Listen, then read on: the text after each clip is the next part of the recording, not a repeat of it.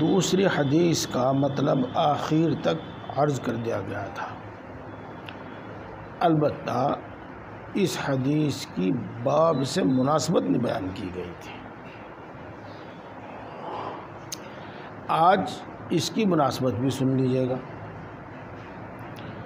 اور مناسبت سے پہلے میری وہ بات یاد کر لیجیے گا دوبارہ جو میں نے باب کیف کان بدء الوحی الی رسول اللہ صلی اللہ علیہ وسلم میں بتائی تھی کہ ابتداء وحی کی کیفیت یہ اس کے معنی مطابقی ہے،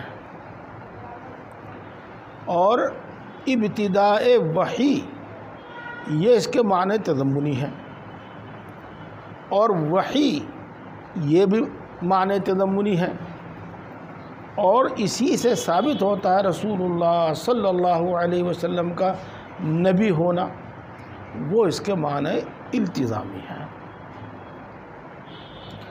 تو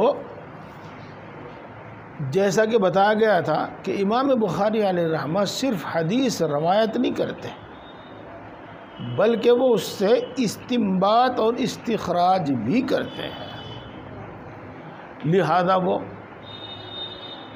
ایسی حدیثیں لاتے ہیں جو باب کے معنی مطابقی سے مناسبت رکھتے ہیں، یا معنی تضمنی سے مناسبت رکھتے ہوں، یا معنی التزامی سے مناسبت رکھتی ہو۔ تو اگر معنی مطابقی میں مناسبت ثابت ہو جاوے تو بھی درست، اور معنی تضمنی میں مطابقت ثابت ہو جاوے تو بھی درست، بلکہ معنی التزامی سے مناسبت ثابت ہو جاوے تو بھی درست، یہ ہے۔ اب آئیے آپ، ہاں اس کے ساتھ یہ بھی سمجھیے گا کہ جس طریقے سے باب میں یہ کئی معنی ہوتے ہیں، اسی طریقے سے حدیث میں بھی کوئی عبارت النص، دلالت النص، اقتضاء النص، اشارت النص، یعنی کوئی سے بھی معنی سے مناسبت ہو سکتی ہے باب سے۔ اس واسطے جب اس کے اندر اتنا وسیع مفہوم ہے تو آپ جب کسی بھی حدیث کا مطلب سمجھ لیں گے تو خود ہی بخود ہی باب سے مناسبت معلوم ہو جائے گی۔ چنانچہ ہم ایک بات اور سنیے گا کہ بدء کے معنی کیے گئے تھے ابتدا، اور اس کا مطلب یہ بیان کیا کہ رسول اللہ صلی اللہ علیہ وسلم کی طرف وحی کی ابتدا، اور مطلب لیا پہلی وحی کی کیفیت۔ تو اعتراض ہونا ہی تھا، اور اعتراض ہوتے ہی چلے گئے کہ باب کی 6 حدیثوں میں سے صرف ایک حدیث ترجمۃ الباب کے مطابق ہے، اور باقی حدیثیں ترجمۃ الباب کے مطابق نہیں ہیں۔ میں نے عرض کیا تھا کہ بدء کے معنی یہاں ابتدا کے نہیں ہیں، اور رسول اللہ صلی اللہ علیہ وسلم کی طرف پہلی وحی آنا یہاں مراد نہیں ہے، بلکہ وحی کی ابتدا کی کیفیت، چاہے وہ وحی پہلی ہو، دوسری ہو، تیسری ہو، چوتھی ہو، 5ویں ہو، کوئی سی بھی وحی ہو، اس کی ابتدا کی کیفیت یہ۔ اور جب یہاں پر ابتدا کی کیفیت بیان کر رہے ہیں جو کہ یہ معنی مطابقی ہے، تو اگر صرف ابتداء وحی کا بیان کیا جاوے تو بھی درست ہے، چاہے معنی تضمنی ہے، اور صرف وحی سے مناسبت معلوم ہو جاوے تو بھی مناسبت ظاہر ہے۔ جب یہ بات آپ نے سمجھ لی تو دیکھو اس حدیث پاک میں وحی کی 2 صورتیں بیان کی گئی، تو دونوں صورتوں میں ایک ابتدا ہے اور ایک انتہا ہے، لہذا دونوں صورتوں میں ابتدا کا بیان ہے اور ابتدا کی کیفیت کا بیان ہے۔ مثال کے طور پر جب آپ سے پوچھا گیا کہ آپ کے پاس وحی کیسے آتی ہے، تو آپ صلی اللہ علیہ وسلم نے فرمایا کہ سلسلۃ الجرس، گھنٹیوں کی آواز کی صورت میں آتی ہے۔ تو گھنٹیوں کی آواز کی صورت میں آنا یہ ابتدا ہے، اور یہ ابتدا کی کیفیت ہے، اور انتہا یہ ہے کہ جو کچھ اس میں کہا جاتا ہے وہ میں محفوظ کر لیتا ہوں، لہذا مناسبت ظاہر ہے۔ اور اگر آپ کیفیت اور ابتدا کو بھی چھوڑ دیں تو بہرحال وحی کا تو ذکر ہے ہی، اور وحی سے معنی تضمنی سے تو مناسبت بالکل ظاہر ہے کہ اس میں وحی کی 2 قسمیں بیان کی گئی ہیں۔ یہ ہے۔ اب آگے چلتے ہیں۔ یحییٰ بن بکیر، یہ امام بخاری علیہ الرحمہ کے استاد ہیں، اور بکیر ان کے دادا ہیں۔ ان کا پورا نام اس طرح پر ہے یحییٰ بن عبداللہ ابن بکیر۔ یہاں باپ کی طرف نسبت کرنے کے بجائے دادا کی طرف نسبت ہو گئی ہے۔ نسبت ہو گئی ہے نہیں، نسبت کی گئی ہے۔ اور آپ جانتے ہیں عرب میں ایسا ہوتا ہے کہ جب چونکہ نسبت بیان کرنے کا مطلب ہوتا ہے تعارف، اگر باپ غیر معروف ہو اور اس سے تعارف اور تعیین حاصل نہ ہو تو دادا کی طرف نسبت کرتے ہیں کہ وہ معروف ہے اور اس سے تعیین حاصل ہو جاتی ہے۔ یہ مقصد ہوتا ہے۔ لیکن یہاں پر ایک قاعدہ یاد رکھیے اور آپ پوری توجہ سے سماعت فرمائیے۔ جب یہ ابن باپ اور بیٹے کے درمیان میں آئے گا تو اس کے شروع میں حمزہ نہیں لکھا جائے گا، یہ بغیر حمزہ کے لکھا جائے گا۔ اور جب یہ دادا پوتے کے درمیان آئے گا یا ماں اور بیٹے کے درمیان آئے گا تو اس وقت یہاں پر حمزہ لکھا جائے گا۔ یہ اصطلاح ہے اور قاعدہ ہے۔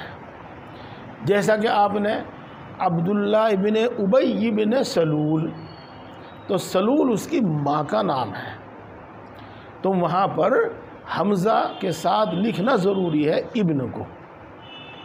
تو اس قاعدے کے تحت یہاں بھی ابن کو حمزہ کے ساتھ لکھا جانا چاہیے تھا۔ اس میں حمزہ کے ساتھ لکھا، بغیر حمزہ کے لکھا جانا چاہیے تھا۔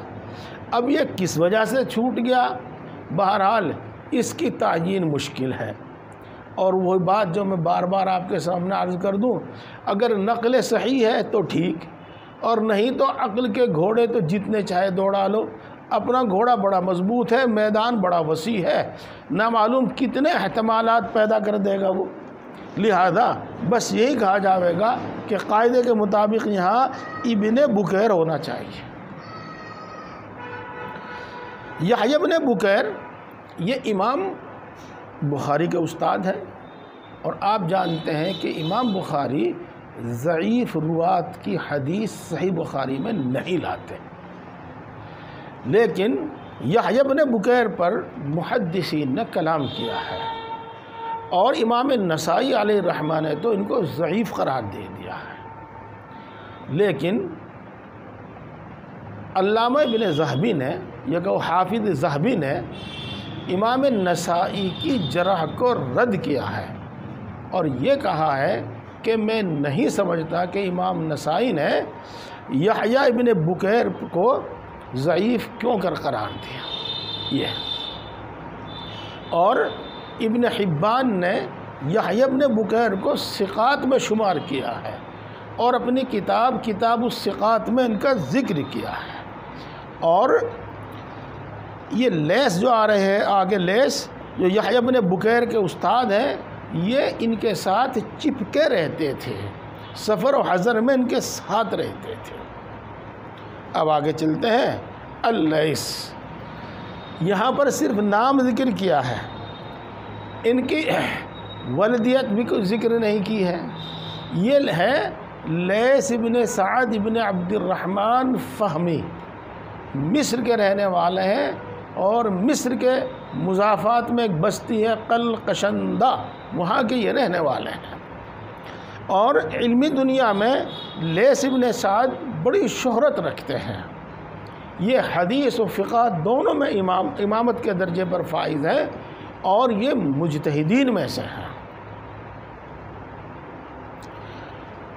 امام مالک علیہ الرحمہ اور امام ابو حنیفہ علیہ الرحمہ کے یہ ہم عصر ہیں، چونکہ ان کی وفات 174 میں ہوئی ہے، تو یہ ان کے ہم عصر ہیں۔ امام شافعی علیہ الرحمہ کے استاد ہیں یہ لیث ابن سعد، اور امام شافعی علیہ الرحمہ ان کے بارے میں فرمایا کرتے تھے کہ لیث ابن سعد کو ان کے شاگردوں نے ضائع کر دیا، ورنہ وہ مالک سے زیادہ فقیہ ہیں۔ مالک ابن انس ابن مالک امام دار الحجرہ ان سے زیادہ فقیہ ہیں، لیکن ان کو ان کے شاگردوں نے ضائع کر دیا۔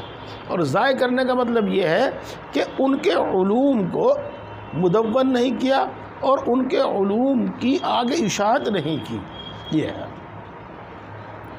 اور بعض حضرات ان کو حنفی کہتے ہیں اور بعض ان کو شافعی کہتے ہیں۔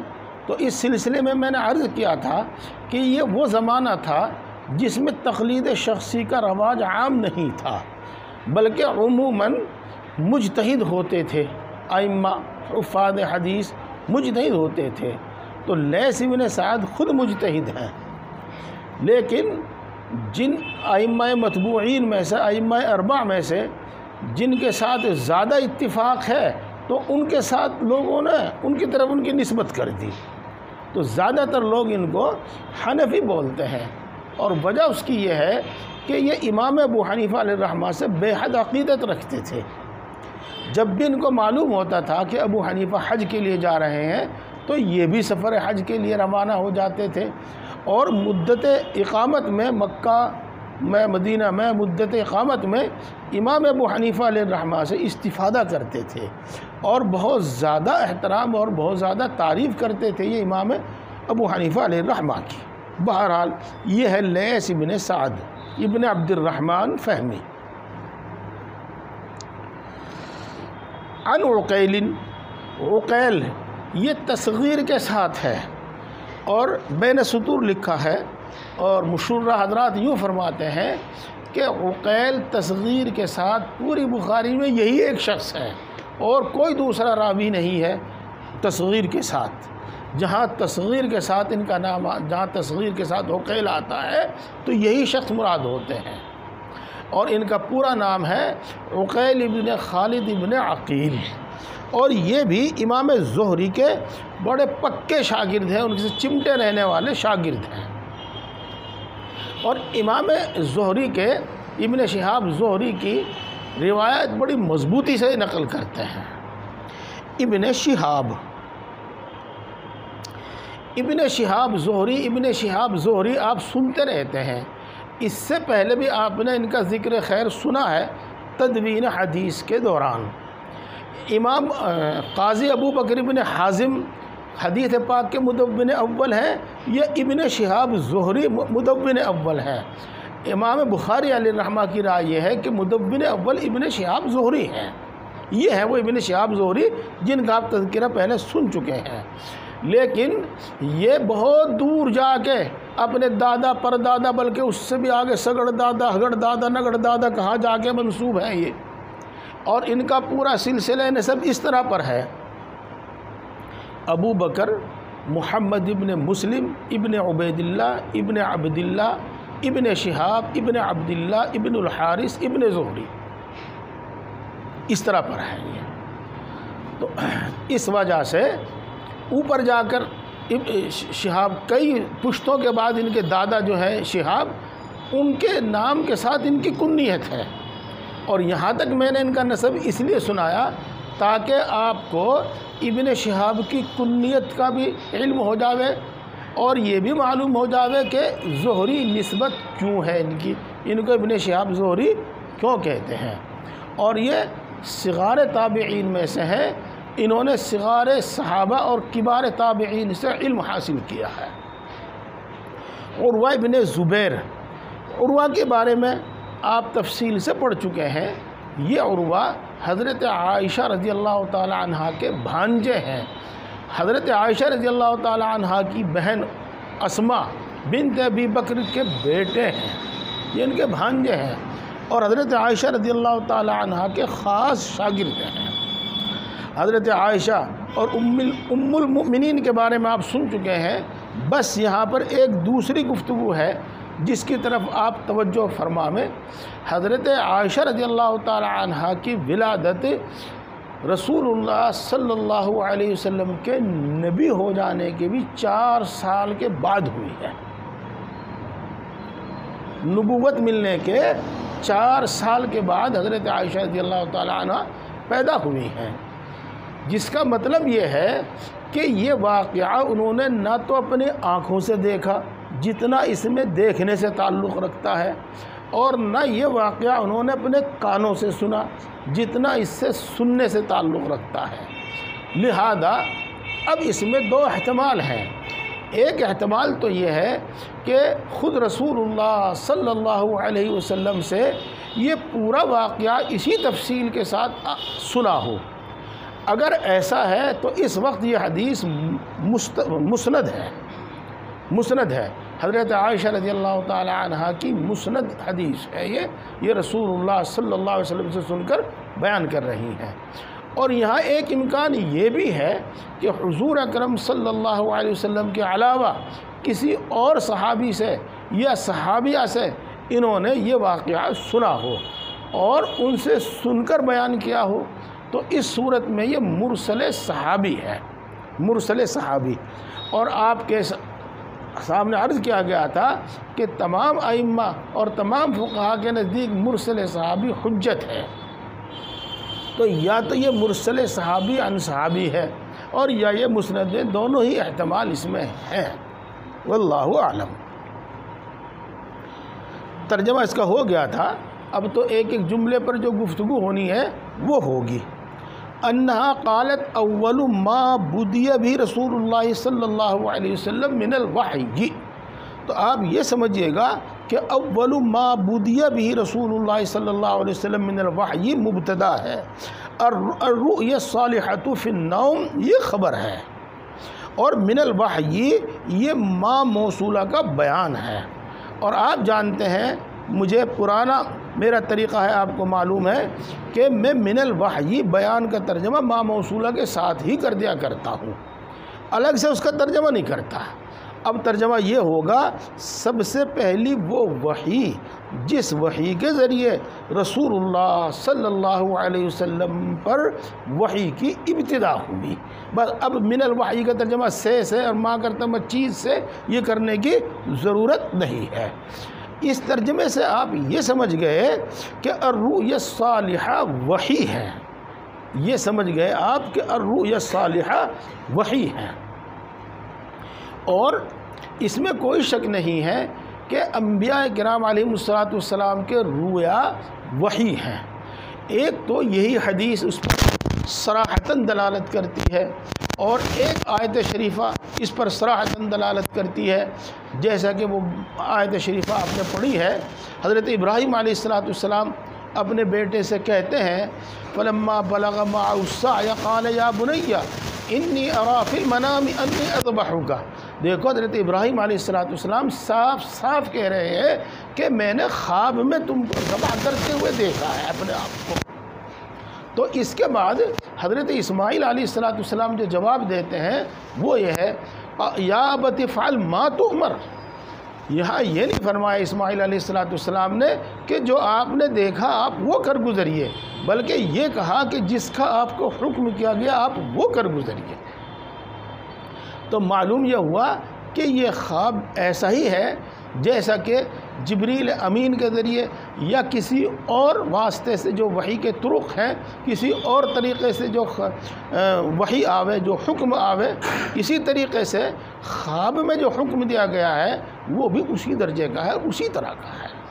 یہ ہے، یہ بات ہو گئی۔ اچھا، اس کے بعد یہاں پر ایک بحث یہ بھی ہے کہ رسول اللہ صلی اللہ علیہ وسلم نے یوں ارشاد فرمایا، لم یبق من الوحی الا المبشرات، میرے دنیا سے پردہ کرنے کے بعد دنیا میں وحی کبھی نہیں آئے گی، اس لیے کہ آپ آخری نبی ہیں، نہ کوئی نبی آئے گا نہ کسی پر وحی آئے گی۔ البتہ اس لیے وحی میں کا سلسلہ منقطع، وحی میں سے کچھ باقی نہیں رہا سوائے مبشرات کے۔ وہ مبشر یعنی وہ خوشخبری سنانے والا خواب جس کو انسان اپنے لیے دیکھے یا اپنے کسی مسلمان بھائی کے لیے دیکھے یا کوئی عام چیز اس میں دیکھے، تو مبشرات یعنی وحی کا ایک حصہ ابھی بھی باقی ہے، اور وہ مبشرات ہیں، اس سے یہ معلوم ہوتا ہے۔ اور جیسا کہ ایک دوسری حدیث پاک میں آیا ہے، رسول اللہ صلی اللہ علیہ وسلم ارشاد فرماتے ہیں کہ خواب وحی کا 46واں حصہ ہے، تو معلوم یہ ہوا کہ خواب وحی ہے، اگرچہ وہ 46واں حصہ ہی ہے لیکن بہرحال وحی ہے۔ اس پر یہ اشکال ہو سکتا ہے کہ صاحب خواب جو ہے وہ صاحب وحی ہے، صاحب خواب صاحب وحی ہے اور صاحب وحی نبی ہے، تو صاحب خواب نبی کیوں نہیں ہے؟ یہ ہے۔ تو دیکھو یہ جو رسول اللہ صلی اللہ علیہ وسلم نے ارشاد فرمایا یہ وحی کا جز اور نبوت کا جز ہے، اور آپ جانتے ہیں کہ جز سے کل ثابت نہیں ہوا کرتا، اذا فات الجز فات الکل، تو جزء وحی سے وحی کا ہونا لازم نہیں آتا، جزء وحی کیسے اس کا صاحب وحی ہونا لازم نہیں آتا، یہ ہے۔ اب ہم اس سے آگے چل کر یہ بات کرتے ہیں کہ انبیاء کرام علیہ السلام کا خواب وحی ہے اور دوسرے لوگوں کا خواب وحی نہیں ہے، انبیاء کرام علیہ السلام کے علاوہ کسی اور کا خواب وحی نہیں ہے، اور وحی ہونا تو بہت دور کی بات ہے، سچے خواب دیکھنے والے کے سچا خواب دیکھنے والے کے واسطے مسلمان ہونا بھی ضروری نہیں ہے، بلکہ کافر بھی سچا خواب دیکھ سکتا ہے، اور اللہ کا ولی نیک بندہ سچا خواب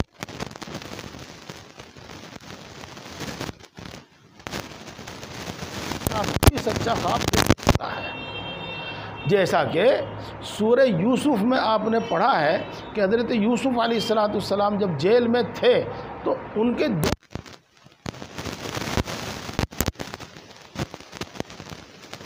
بیان فرمائی تھی۔ حضرت تعبیر بیان کرنا اس بات کی علامت ہے کہ وہ خواب سچے تھے، اور پھر ان تعبیر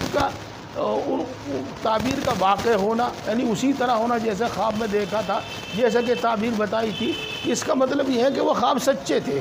تو معلوم یہ ہوا کہ کافر نے، ان دونوں نے جو کہ کافر تھے، خواب سچا خواب دیکھا۔ اسی طریقے سے حضرت یوسف علیہ السلام ہی کے قصے میں ہے، سورہ یوسف ہی میں ہے کہ شاہ مصر نے جو کافر تھا ایک سچا خواب دیکھا تھا جس کی حضرت یوسف علیہ السلام نے تعبیر بیان فرمائی تھی، اور وہ ہوا بھی تھا اسی طرح جس طریقے سے تعبیر بیان فرمائی تھی۔ تو معلوم یہ ہوا کہ خواب کے لیے ضروری نہیں ہے کہ صرف نبی ہی کو نظر آوے یا کسی ولی ہی کو نظر آوے، وہ کسی فاجر کو بھی سچا خواب نظر آ سکتا ہے، حتیٰ کہ کسی مشرک اور کافر کو بھی سچا خواب نظر آ سکتا ہے۔ یہ بات ہو گئی۔ اب اس کے بعد ہم پہلے تو آپ الرؤیا الصالحۃ فی النوم اس کے متعلق گفتگو سنیے۔ آپ دیکھو، الرؤیا الصالحہ سچے خواب سونے کی حالت میں۔ ایک ذہین طالب علم کے ذہن میں یہ سوال کھٹکتا ہے کہ خواب تو سونے کی حالت میں ہی ہوتے ہیں، نیند کی حالت میں ہی ہوتے ہیں، تو پھر فی النوم کی ضرورت ہی کیا رہ گئی تھی؟ بس الرؤیا الصالحہ کافی تھا، اور فی النوم کی کیا ضرورت تھی یہاں پر؟ یہ ہے۔ تو دیکھو، ہم لوگ اگرچہ عربی یعنی ہمارا ذریعہ تعلیم عربی ہے اور ہم عربی ادب پڑھتے ہیں اور تمام کتابیں ہم عربی میں پڑھتے ہیں، لیکن ہم لوگوں کو عربی ادب سے بالکل مناسبت نہیں ہوتی اور عربی زبان سے بالکل مناسبت نہیں ہوتی۔ اس لیے میں آپ حضرات سے عرض کروں گا کہ آپ حضرات میں سے جو اساتذہ ہیں، مدرس ہیں، پڑھا رہے ہیں، تو وہ نحو صرف سے بھی کہیں زیادہ ادب پر توجہ دیں، عربی زبان پر توجہ دیں۔ اور اس کو صحیح سمجھ کر پڑھیں، صحیح سمجھ کر پڑھیں۔ تو دیکھو رآ یرا، رآ یرآ نہ مت پڑھنا اس کو، مادہ ترا، یہاں جو را ہے، را فا کلمہ یہ ساکن نہیں ہے، متحرک ہے۔ رآ یرا رؤین و رؤیتن، اس کے معنی دیکھنے کے ہیں۔ اور جب آدمی یہ بولے گا رآ فی منامہ، تو اس کا ترجمہ یہ نہیں کہا جائے گا کہ اس نے نیند میں دیکھا، یہ ترجمہ بالکل ہندوستانی ترجمہ ہے، عربی ترجمہ نہیں ہے یہ۔ اور رآ فی منامہ کا ترجمہ ہوگا اس نے خواب دیکھا، رآ فی منامہ کا ترجمہ ہوگا اس نے خواب دیکھا۔ تو الرؤیا الصالحۃ فی النوم کا ترجمہ ہوگا رؤیائے صالحہ، سچے خواب اور اچھے خواب۔ نوم کا الگ سے ترجمہ کرنے کی ضرورت نہیں ہوگی۔ یہ ہو گئی۔ اس کے بعد اگلی بحث سنیے گا۔ امام بخاری علیہ الرحمہ نے یہ حدیث پاک کئی جگہ نقل کی ہے، جیسے کہ آپ حاشیے میں یہاں دیکھ سکتے ہیں، نیچے بہت جگہ نقل کی ہے یہ۔ اور کتاب التفسیر اور کتاب التعبیر میں الرؤیا الصالحۃ کے بجائے الرؤیا الصادقہ ہے۔ تو الرؤیا الصالحہ اور الرؤیا الصادقہ یہ دونوں ایک ہی ہے یا ان میں کچھ فرق ہے؟ اور پھر جیسا کہ رؤیا الصالحہ کی ایک صفت بیان کی گئی ہے، چاہے صفت کسی طرح بیان کی گئی ہے، حال بنا کر یا مفعول مطلق کے طور پر جس طرح بھی بیان کی ہے وہ تو الگ ہے، بہرحال صفت ہے کہ وہ مثل فلق الصبح ہوتے تھے۔ فلق الصبح کا ترجمہ کیا جا سکتا ہے بالکل ٹھیٹھ ہماری اردو میں، بلکہ یوں کہیے ہندی میں اس کے معنی ہے پو پھٹنا، پو پھٹنا۔ لیکن شاید آپ پو پھٹنے کے معنی نہ سمجھتے ہوں۔ پو پھٹنے کا مطلب ہوتا ہے، یہ پو پھٹنا میں نے اس لیے ترجمہ کیا ہے تاکہ فلق کا ترجمہ بھی آپ کو اچھی طرح معلوم ہو جاوے اور صبح کا ترجمہ بھی آپ کو معلوم ہو جاوے۔ اب اگر ہم اس کا دوسرا ترجمہ کرتے ہیں کہ صبح کا نمودار ہونا، صبح صادق کا نمودار ہونا، تو فلق کا جو ترجمہ ہے پھٹنا وہ نہیں ہو پاتا۔ خیر، پو پھٹنا اس کا ترجمہ کرو یا صبح صادق کا نمودار ہونا اس کا ترجمہ کرو۔ دیکھو آپ حضرات نے تو صبح صادق طلوع ہوتے ہوئے نہیں دیکھی ہوگی، ہم نے بھی اپنے بچپن میں تو دیکھی ہے، پھر دیکھنے کی نوبت نہیں آئی۔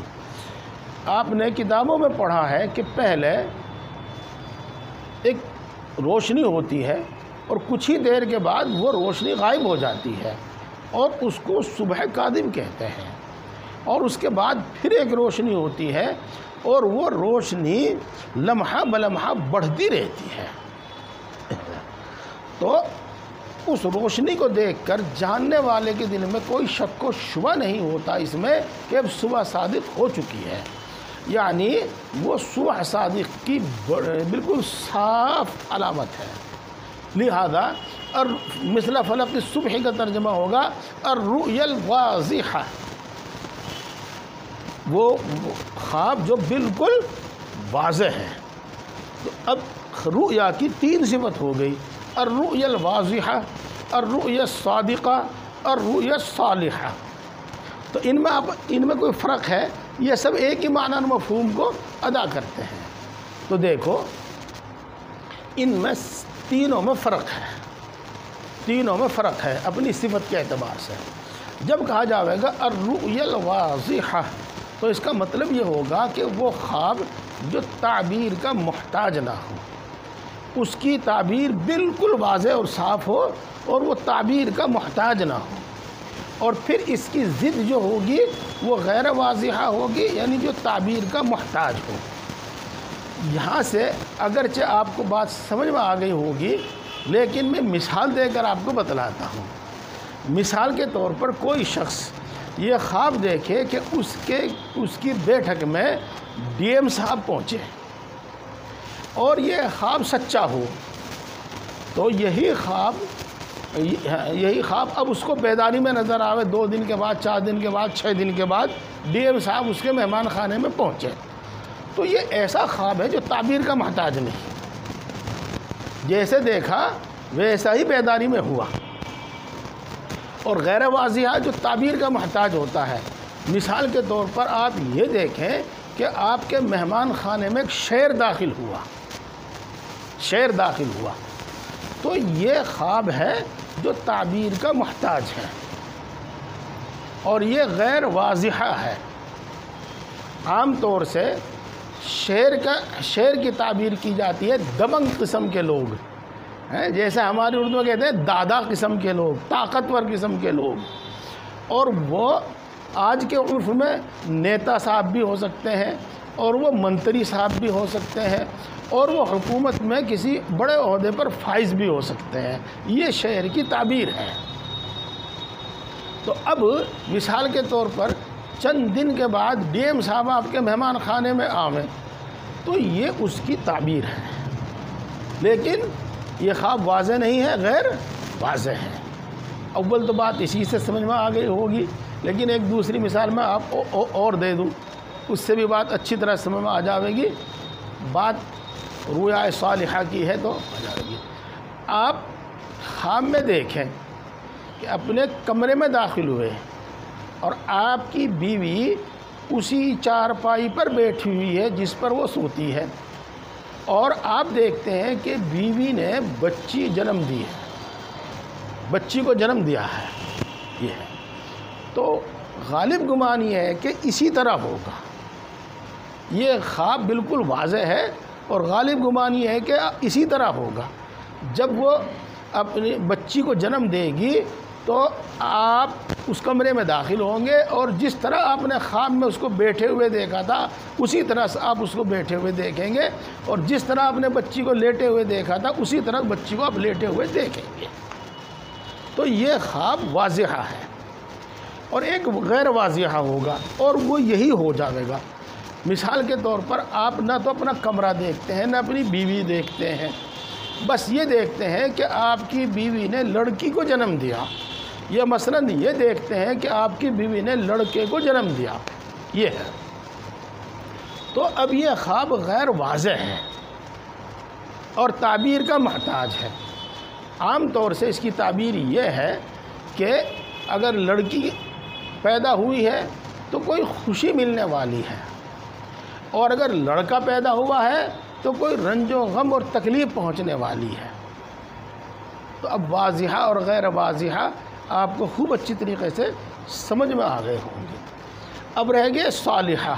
دیکھو صالحہ کا ترجمہ ہم تو نیک کرتے ہیں، لیکن یہاں نیک کرنے سے کچھ حاصل نہیں ہوگا۔ اگرچہ نیک کے معنی فارسی میں بالکل وہی ہے جو ہم اردو میں کہیں گے، لیکن ہم نیک کا مفہوم کچھ اور لیتے ہیں۔ نیک کا ترجمہ کریں گے ہم یہاں، صالحہ کا ترجمہ کریں گے ہم اچھے خواب، جس کو ترجمہ کریں گے مبشر، خوشخبری سنانے والا۔ تو دیکھو خواب ضروری نہیں کہ خوشخبری سنانے والا ہو، خواب میں آدمی کوئی ایسی چیز بھی دیکھ سکتا ہے جس سے خوشی ہو، اور ایسی بھی چیز دیکھ سکتا ہے جس سے غم ہو۔ مثال کے طور پر آپ نے ایک حدیث پاک پڑھی ہے کہ غزوہ احد کے موقع پر رسول اللہ صلی اللہ علیہ وسلم نے اپنی تلوار لہرائی، خواب میں اپنی تلوار لہرائی۔ پھر اس کے بعد دو ہیں کہ آپ کی تلوار ٹوٹ گئی، یا یہ ہے کہ آپ کی تلوار میں دندانے پڑ گئے۔ تو ایک تو یہ خواب واضح نہیں ہے، اور دوسرے یہ کہ یہ مبشر نہیں ہے، بلکہ یہ رسول اللہ صلی اللہ علیہ وسلم نے خود اس کی تعبیر لی تھی صحابہ کی شہادت، اور ظاہر بات ہے کہ صحابہ کی شہادت یہ مبشر نہیں ہو سکتا۔ تو ایک صالحہ ہوتا ہے یعنی مبشر، اور ایک ہوتا ہے غیر صالحہ یعنی غیر مبشر، بلکہ رنج و غم۔ اس کے بعد ایک جو تیسری صفت ہے صادقہ، اس کا ترجمہ کریں گے ہم سچا خواب، اور سچے خواب کا مطلب یہ ہوتا ہے کہ یہ خواب اغواص احلام میں سے نہیں ہے، اور یہ خواب تصویر شیطانی نہیں ہے، بلکہ امر حق اور واقعے کے مطابق ہے۔ اور اغواص احلام کسے کہتے ہیں اور تصویر شیطانی کسے کہتے ہیں، انشاءاللہ العزیز ابھی آپ سنیں گے۔ تو یہ الرؤیا الصالحۃ فی النوم کے بارے میں ہو گیا۔ اب آگے ہم یہ بحث شروع کرتے ہیں کہ انبیاء علیہم الصلاۃ والسلام کے خواب وحی کیوں ہیں۔ ایک سوال یہ ہے، اور دوسرے یہ ہے کہ رسول اللہ صلی اللہ علیہ وسلم پر وحی کی ابتدا رویائے صالحہ سے کیوں ہوئی؟ یہ دو سوال ہیں۔ انبیاء کرام علیہ السلام کے خواب وحی کیوں ہیں، اور رسول اللہ صلی اللہ علیہ وسلم نبوت کی ابتدا یا وحی کی ابتدا رویائے صالحہ سے کیوں ہوئی؟ تو آپ اس کو سمجھیے گا اور ذرا حاضر دماغی اور توجہ سے سنیے گا۔ آپ الحمدللہ رب العالمین میں پڑھتے چلے آئے ہیں کہ 18,000 عالم ہیں، تو کتنے ہیں؟ کم ہیں، زیادہ ہیں، بہت ہیں، اور جب بھی کہیں تفصیل پڑھتے ہیں تو نئی بات سننے میں آتی ہے۔ تو آپ اس وقت سمجھیے گا، ایک ہے عالم امر، ایک ہے عالم خلق۔ جی کیا للہ جی چلو ٹھیک ہے، امر، اور ایک ہے عالم خلق۔ یہ جو عالم امر ہے، یہ ایک وہ عالم ہے جہاں پر اشیاء کی حقیقت و ماہیت موجود ہے، اور وہ بلا اسباب کے محض امر خداوندی سے وجود میں آئی ہے، اور وہ مادے سے مجرد ہے، مادہ نہیں ہے، مادہ نہیں ہے۔ مادے کی تفصیل یوں تو آپ اس میں میبزی میں پڑھ چکے ہوں گے، لیکن مادہ وہی حیولہ جس کو کہتے ہیں، حیولہ۔ خیر، میں انشاءاللہ العزیز اس طرح بتاؤں گا، آپ اس سے مادے کا مطلب سمجھ جائیں گے۔ وہ مجرد عن المادہ ہوتے ہیں، اور وہ جسم نہیں ہوتے، طول عرض عمق میں تقسیم نہیں ہوتے، مجرد عن المادہ ہوتے ہیں۔ یہ ہے۔ پھر عالم امر سے اکثر و بیشتر جو چیز اس عالم دنیا میں آتی ہے، عالم دنیا میں آنے سے پہلے وہ عالم مثال میں آتی ہے، عالم مثال میں۔ اور وہ عالم مثال کیا ہے؟ وہ عالم مثال یہ ہے کہ وہ ماہیت ہے جو مادے سے مجرد ہے، مادہ نہیں ہے، مجرد عن المادہ ہے۔ وہ جب عالم مثال میں ہوتی ہیں تو جسم و جسامت میں تو نہیں ہوتی، وہ مادے میں جسم و جسامت میں تو نہیں ہوتی، لیکن وہ جس شکل میں ہوتی ہیں وہ شکل طول عرض اور عمق لیے ہوئے ہوتی ہے، جس کو مقدار کہتے ہیں۔ پتہ نہیں میری بات سمجھ میں بھی آ رہی ہے کیا بھائی؟ آ رہی ماڑی موٹی کچھ؟ ہاں، تو یہ چیزیں دراصل اسی لیے منطق، فلسفہ وغیرہ اسی لیے پڑھا جاتا ہے کہ ان اصطلاحات کے بغیر ان معنی کو سمجھانا اور سمجھنا ممکن نہیں ہے۔ مقدار وہی چیز، جسم اس کو کہتے ہیں جو طول میں تقسیم ہو جاوے، عرض میں تقسیم ہو جاوے، عمق میں تقسیم ہو جاوے، اور طول عرض عمق اسی کو مقدار کہتے ہیں۔ تو وہ عالم مثال میں جب موجود ہوتی ہے، عالم امر سے عالم مثال میں آتی ہے، تو وہ جسم و جسامت کے ساتھ، مادے کے ساتھ تو موجود نہیں ہوتی، لیکن وہ جس شکل میں موجود ہوتی ہے وہ طول اور عرض عمق لیے ہوئے ہوتا ہے۔ اور پھر جب وہ عالم دنیا میں آتی ہے تو وہ مادے کے ساتھ آتی ہے، جیسے کہ روح جو ہے نا، مجرد ہے، یہ روح مجرد عن المادہ ہے، لیکن جب یہ دنیا میں آتی ہے تو جسم میں آتی ہے، جسم میں آتی ہے، مادے کے ساتھ دنیا میں موجود ہوتی ہے۔ چنانچہ اگر روح کا اس جسم سے انقطاع ہو جاوے، کسی بھی بنا پر انقطاع ہو جاوے، تو یہ جسم سڑ جاتا، ختم ہو جاتا ہے۔ اور اگر روح کا انقطاع نہ ہو، بلکہ جسم کے اندر ایک جو روح ہوتی ہے، روح جس کو اللہ تبارک و تعالیٰ نے امر ربی کہا ہے، اس کے علاوہ ایک روح ہوتی ہے جس کو کہا جاتا ہے روح حیوانی، اور یہ روح حیوانی دل کے نیچے کچھ ابخارات ہوتے ہیں۔ تو جب مثال کے طور پر شہرگ کٹ جاوے، نلی کٹ جاوے، نرخرا کٹ جاوے، تو اس وقت انسان کا خون نکل جاتا ہے، اور خون نکلنے کے بعد وہ ابخارات جو ہیں وہ بھی ختم ہو جاتے ہیں، اور جسم ختم ہو جاتا ہے سمجھو، تو روح کا بھی اس سے انقطاع ہو جاتا ہے۔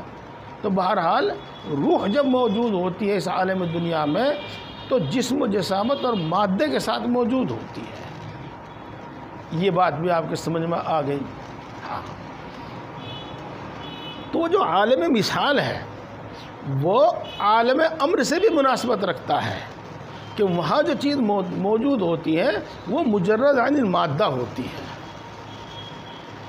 اور وہ عالم دنیا سے بھی مناسبت رکھتا ہے کہ وہاں جو چیز ہوتی ہے تو وہ مقدار میں ہوتی ہے، مقدار لیے ہوئے ہوتی ہے، کوئی شکل و صورت اور مقدار لیے ہوئے ہوتی ہے۔ عالم مثال کو عالم برزخ بھی کہتے ہیں، درمیانی حالت، نہ وہ پوری طریقے سے عالم دنیا ہے اور نہ وہ پوری طریقے سے عالم آخرت، وہ عالم امر ہے۔ اب دیکھو عالم امر سے جو چیزیں عالم دنیا میں بھیجی جاتی ہیں، موجود کی جاتی ہیں، وہ پہلے عالم مثال میں آتی ہیں۔ یہ بات ایک آپ نے اچھی طریقے سے سمجھ لی۔ اب آگے سمجھیے گا، یہ جو ہماری روح ہے، روح یہ اگرچہ مجرد عن المادہ ہے، لیکن جسم کے ساتھ رہنے کی وجہ سے اس کے اندر کثافت آتی ہے، گدلا پن آ جاتا ہے، گدلا پن آ جاتا ہے۔ اس کی صفائی جیسے کہ شیشے میں ہوتی ہے، صفائی اور چمک ختم ہو جاتی ہے اور اس کے اندر گدلا پن آ جاتا ہے۔ پھر آدمی عموماً جب ریاضات اور مجاہدات کرتا ہے، اور ریاضات اور مجاہدات کا مطلب یہ ہوتا ہے کہ وہ خواہشات کو کم کرتا ہے اور خواہشات کو توڑتا ہے، تو روح کے اندر لطافت پیدا ہوتی ہے، اور اللہ رب العزت کا دھیان اور اللہ تبارک و تعالیٰ کی طرف سے نور بصیرت عطا کیا جانا اس روح کو بہت جلدی بہت لطیف اور بہت نورانی بنا دیتا ہے۔ تو اب اس روح کا تعلق عالم مثال سے ہو جاتا ہے، سونے کی حالت میں، خاص تو اس وجہ سے بھی کہ روح مدبر بدن ہے۔ جب سونے کی حالت میں حواس معطل ہو جاتے ہیں تو اس کو روح میں جسم میں کچھ تصرف کرنے سے تھوڑی فرصت ملتی ہے، تو اب اس کا تعلق عالم مثال سے ہو جاتا ہے، اور عالم مثال سے تعلق ہو جانے کے بعد وہاں کی کچھ چیزوں کا علم اس کو حاصل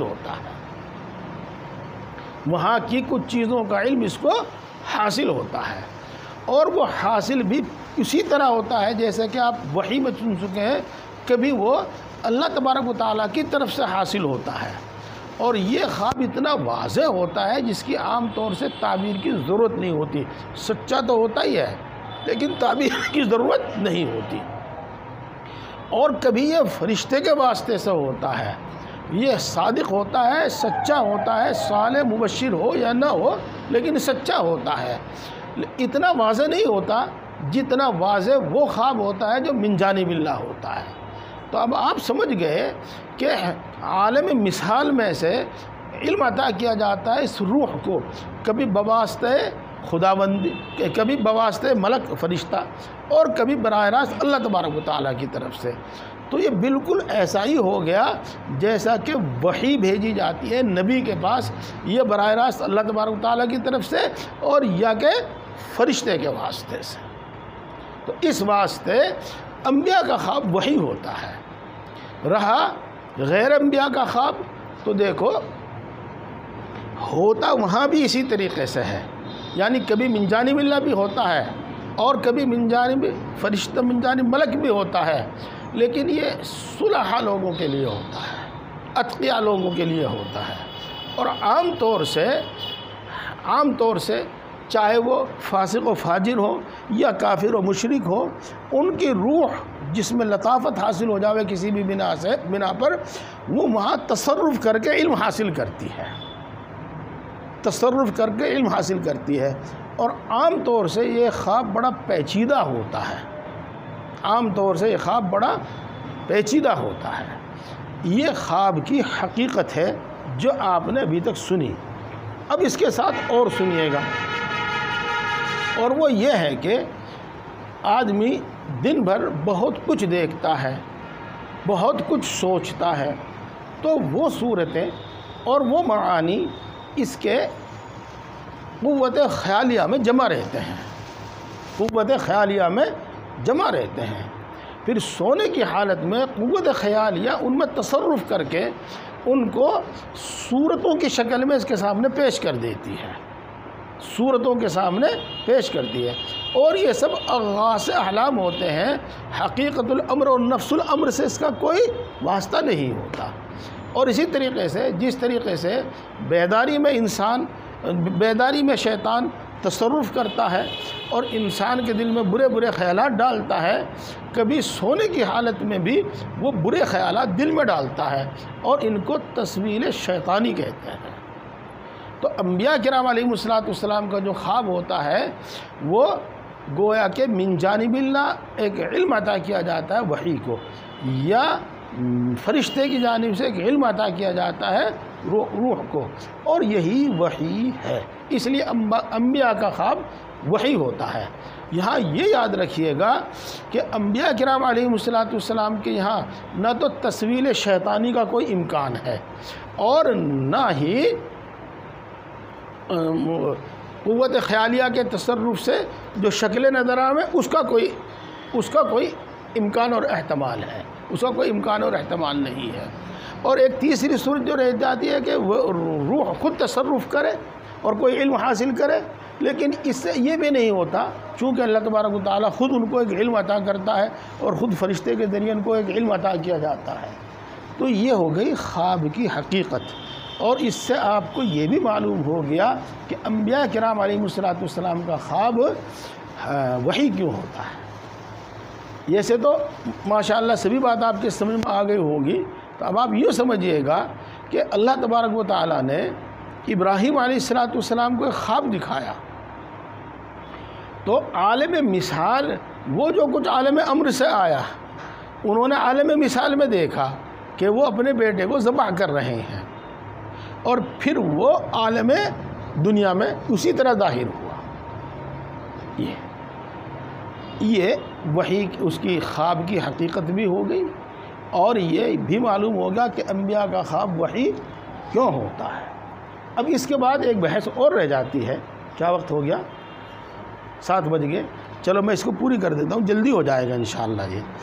ایک بحث یہاں اور رہ جاتی ہے، وہ یہ ہے کہ رسول اللہ صلی اللہ علیہ وسلم پر وحی نازل کرنے سے پہلے، یا آپ کو نبوت سے سرفراز کرنے سے پہلے، خوابوں کا سلسلہ کیوں شروع ہوا، کیوں شروع کیا؟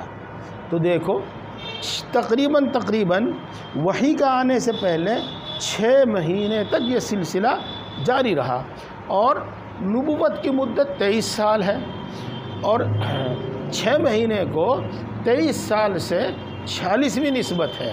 اسی واسطے اس نبوت کو، خواب کو وحی کا یا نبوت کا 46واں حصہ کہا گیا ہے۔ یہ ہے، تو یہ سلسلہ اس لیے شروع ہوا کہ اللہ تبارک و تعالی ہر چیز پر قادر ہے، وہ جو چاہے کرے، اور یہ ہمارا ایمان ہے۔